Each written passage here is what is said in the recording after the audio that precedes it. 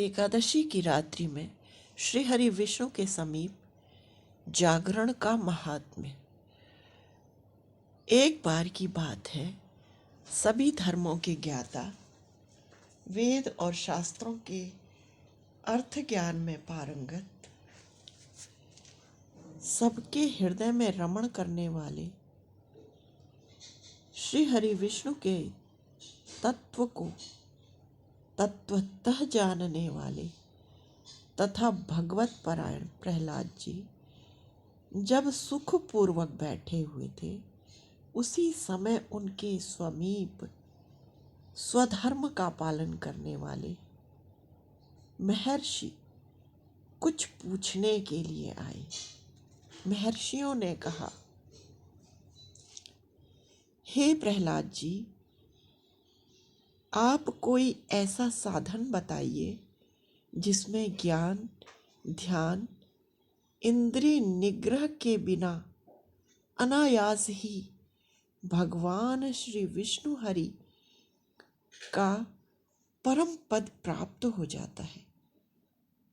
उनके ऐसा पूछने पर संपूर्ण लोकों के हित के लिए सदैव उद्यत रहने वाले विष्णु भक्त महाभाग प्रहलाद जी ने संक्षेप में इस प्रकार कहा, हे महर्षियों, जो 18 पुराणों का भी सार तत्व है, जिसे कार्तिकेय जी के पूछने पर भगवान महादेव ने उन्हें बताया था, उसका वर्णन मैं आप लोगों के सम्मुख करता हूँ। ध्यान पूर्वक सुनिए।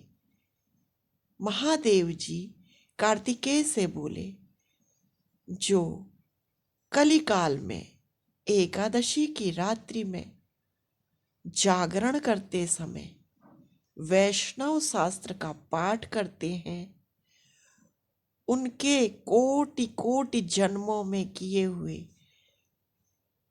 4 प्रकार के पाप नष्ट हो जाते हैं।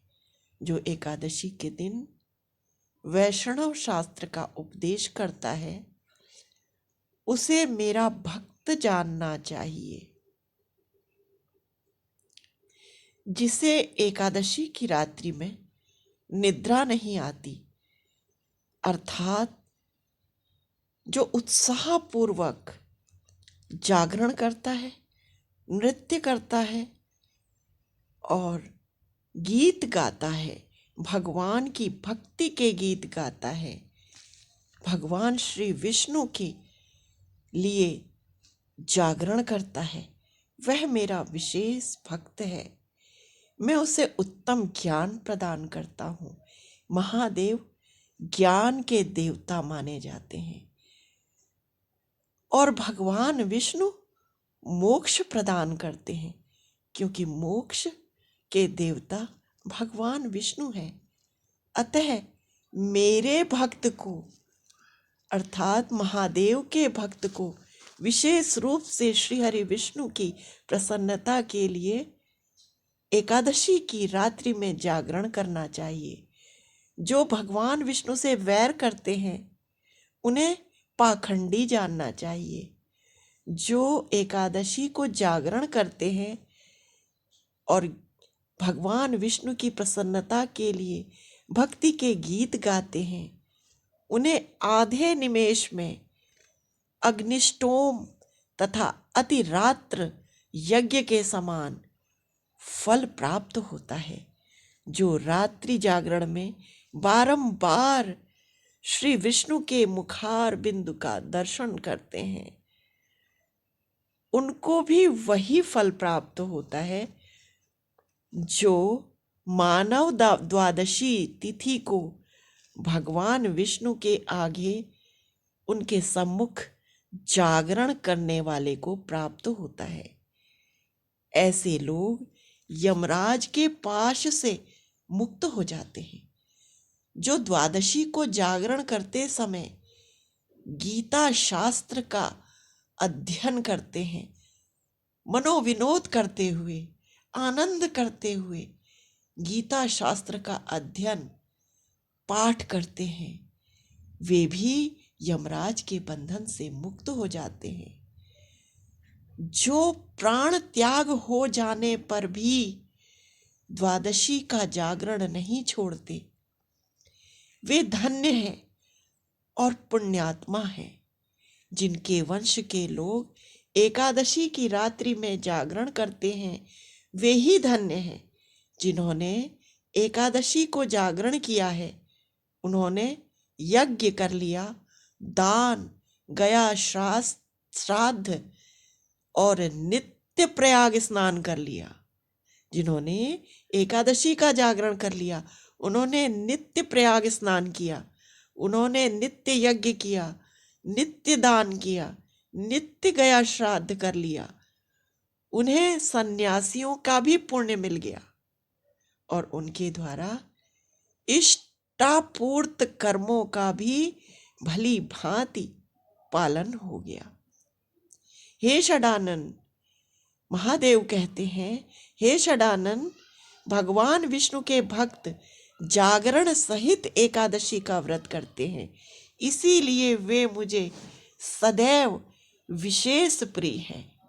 जिन्होंने वर्धनी एकादशी की रात्रि में जागरण किया है, उसने पुनः प्राप्त होने वाले शरीर को स्वयं ही भस्म कर दिया। जिसने त्रिस्पर्शा एकादशी को रात्रि में जागरण किया, जिस मनुष्य ने त्रिस्पर्शा एकादशी की रात्रि में जागरण कर लिया, वह भगवान विष्णु के स्वरूप में लीन हो जाता है। जिसने हरिबोधिनी एकादशी की रात्रि में जागरण किया है, उसके स्थूल सूक्ष्म सभी प्रकार के पाप नष्ट हो जाते हैं। जो द्वादशी की रात्रि में जागरण तथा ताल और स्वर के साथ संगीत का आयोजन करता है,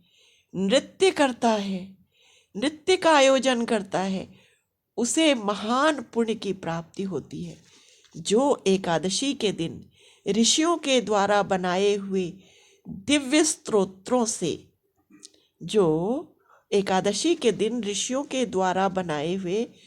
दिव्य स्तोत्रों से ऋग्वेद, यजुर्वेद तथा सामवेद के मंत्रों से, संस्कृत और प्राकृत के अन्य सभी स्तोत्रों से व गीत और वाद्य आदि से भगवान विष्णु को संतुष्ट करता है, उसे भगवान विष्णु के परमानंद की प्राप्ति हो जाती है। उसे भगवान विष्णु भी परमानंद प्रदान करते हैं। यह पुनः पठेत रात्रो गाताम नाम सहस्त्रकम। यह पुनः पठते रात्रो गाताम नाम सहस्त्रकम। द्वादश्याम पुरतो विष्णोर वैष्णवानाम समापतः। स गच्छेत परम स्थान यत्र नारायण स्वयं। जो एकादशी की रात्रि में भगवान विष्णु के आगे वैष्णव भक्त के समीप गीता और विष्णु सहस्त्र नाम का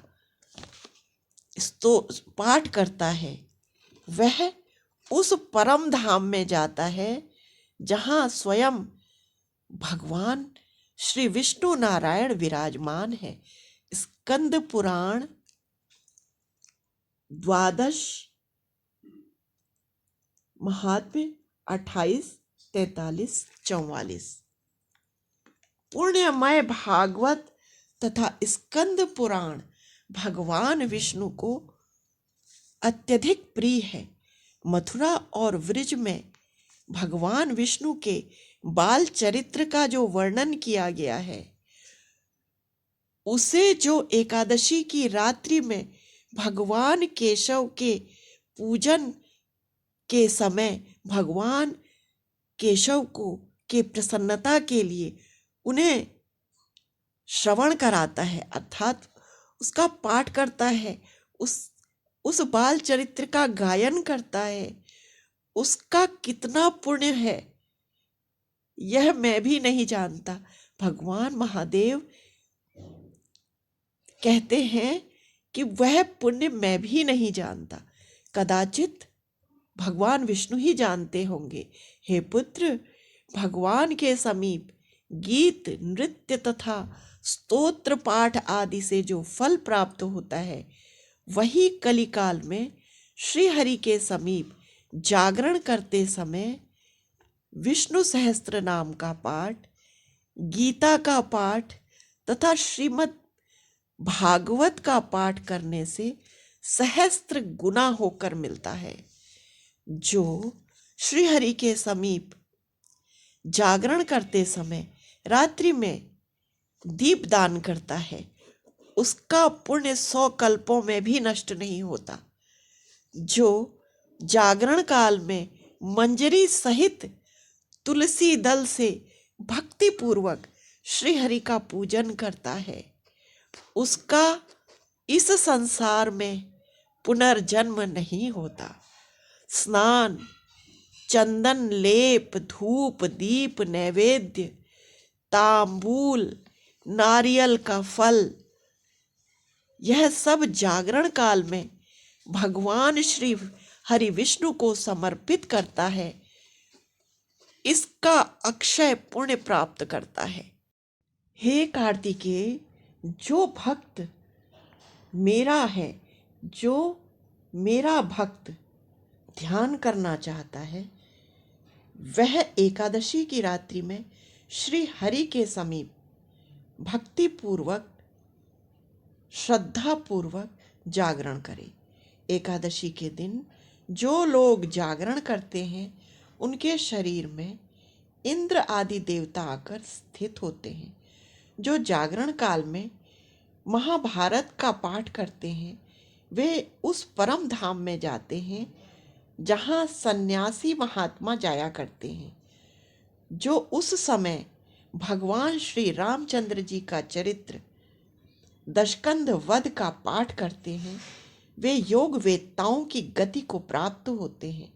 जिन्होंने श्री हरि विष्णु के समीप जागरण कर लिया, उन्होंने चारों वेदों का स्वाध्याय कर लिया, देवताओं का पूजन कर लिया, सभी यज्ञों का अनुष्ठान कर लिया तथा सभी तीर्थों में स्नान कर लिया। श्री कृष्ण से बढ़कर कोई देवता नहीं और एकादशी के व्रत के समान दूसरा कोई व्रत नहीं। एकादशी जागरण के समान कोई जागरण नहीं। जहाँ भागवत शास्त्र है, वहाँ विष्णु के लिए जहाँ जागरण किया जाता है और जहाँ शालिग्राम शिला स्थित होती है, वहाँ साक्षात भगवान विष्णु उपस्थित होते हैं।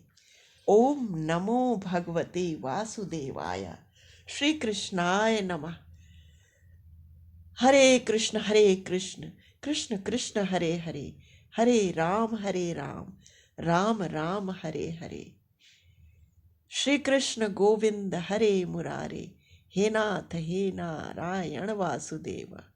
श्री कृष्ण गोविंद हरे मुरारे, हे नाथ नारायण वासुदेव। एकादशी व्रत की विधि। दशमी की रात्रि को पूर्ण ब्रह्मचर्य का पालन करके तथा भोग विलास से दूर रहकर एकादशी व्रत के लिए स्वयं को हमें तैयार करना चाहिए। एकादशी की रात्रि से पहली रात्रि को पूर्ण ब्रह्मचर्य अर्थात मानसिक, वाचिक और शारीरिक ब्रह्मचर्य का पालन हमें करना है। प्रातः एकादशी को लकड़ी की दातून तथा पेस्ट का उपयोग हमें नहीं करना है। नींबू, जामुन अथवा आम के पत्तों को चबाकर और उंगली से दंत धावन और कंठ शुद्धि करनी है। वृक्ष से पत्ता तोड़ना भी वर्जित है, अतः स्वयं गिरे हुए पत्तों का सेवन करना चाहिए। यदि संभव न हो तो पानी से 12 कुल्ले करके मुख शुद्धि कंठ शुद्धि हमें कर लेनी चाहिए। फिर स्नान आदि कर मंदिर में पूजा स्थल पर बैठकर दीप जलाकर, धूप दीप जलाकर पाठ करना चाहिए अथवा पुरोहित को बुलाकर पाठ का श्रवण करना चाहिए।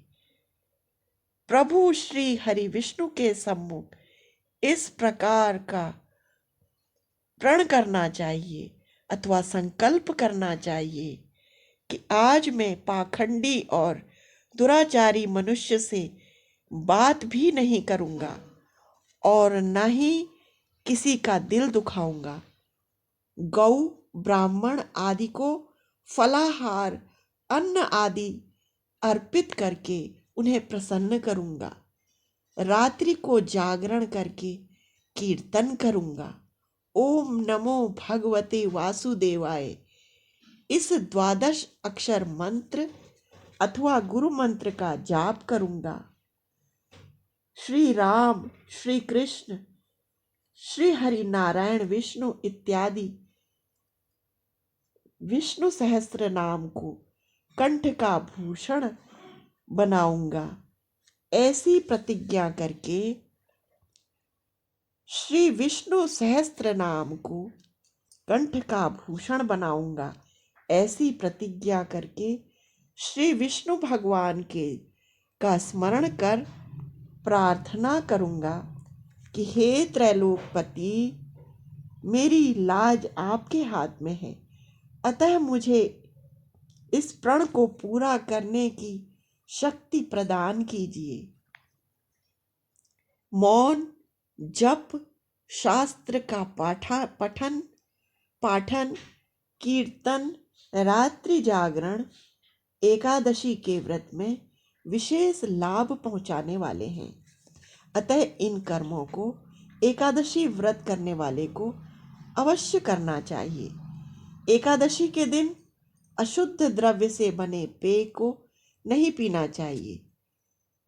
कोल्ड ड्रिंक्स इत्यादि एसिड आदि से बने हुए डिब्बाबंद फलों का रस एकादशी के दिन हमें प्रयोग में नहीं लाने चाहिए। 2 बार भोजन नहीं करना चाहिए।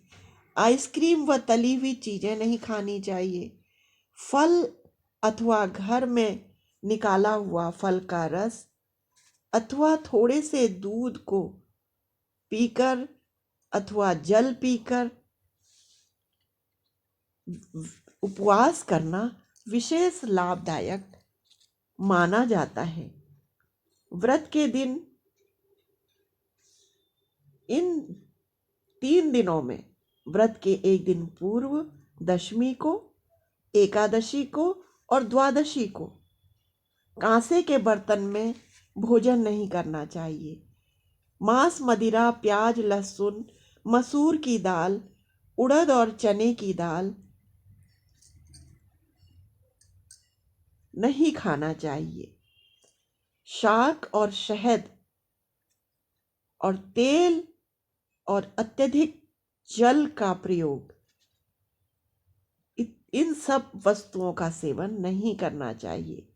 व्रत के पहले दिन, दशमी के दिन और दूसरे दिन अर्थात द्वादशी के दिन हविष्यान्न, जौ, गेहूं, मूंग, सेंधा नमक, काली मिर्च, शर्करा और गौघृत इत्यादि का भोजन करना चाहिए।